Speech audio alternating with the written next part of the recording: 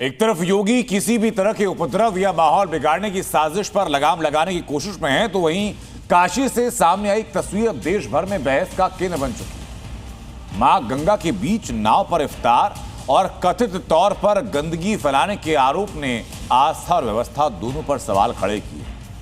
कार्रवाई तो हो चुकी है, लेकिन अब सियासत भी तेज है।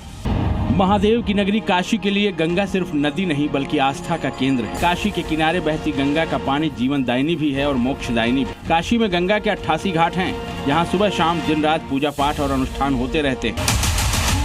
लेकिन मंगलवार को काशी से ऐसा वीडियो सामने आया जिसने करोड़ों सनातनियों की आस्था को करारा आघात पहुँचाया। इस वीडियो में कुछ मुस्लिम युवक बीच गंगा में इफ्तार करते नजर आ रहे हैं। नाव में बाकायदा दस्तरखान बिछाकर खानपान किया जा रहा है। आरोप है कि इस दौरान फलों के साथ साथ चिकन मटन के अवशेष भी गंगा में फेंके गए, जिससे हिंदू संगठन और साधु संत भड़क गए।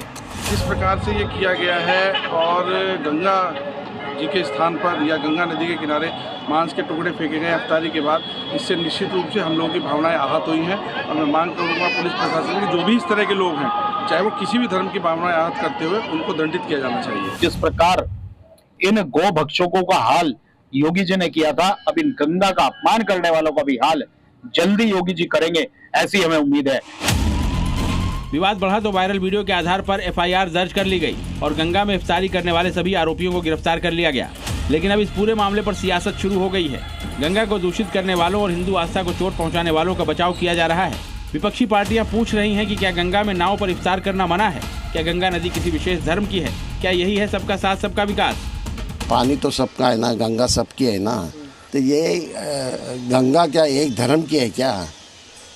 गंगा सबकी है। गंगा की पवित्रता को बरकरार रखना चाहिए, सबकी जिम्मेदारी है। गंगा में नाले गिर रहे हैं, उसके ऊपर भी बात कर लो कि गंगा के अंदर सारे नाले सीधे डाले जा रहे हैं, उसके ऊपर एफआईआर कराओ ना।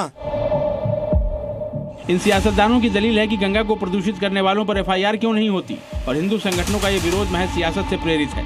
लेकिन सवाल ये उठता है कि आखिर मुस्लिम युवकों को गंगा के बीच में ही रोजा क्यों तोड़ना था? जब खाने में नॉनवेज था तो उसे गंगा में क्यों फेंका गया? क्या ये जानबूझकर सनातनी आस्था से खिलवाड़ नहीं है? ये सवाल सिर्फ सनातनियों का नहीं है, बल्कि उन मुसलमानों का भी है जो अपने मजहब के साथ दूसरे धर्म का भी बराबर सम्मान करते हैं।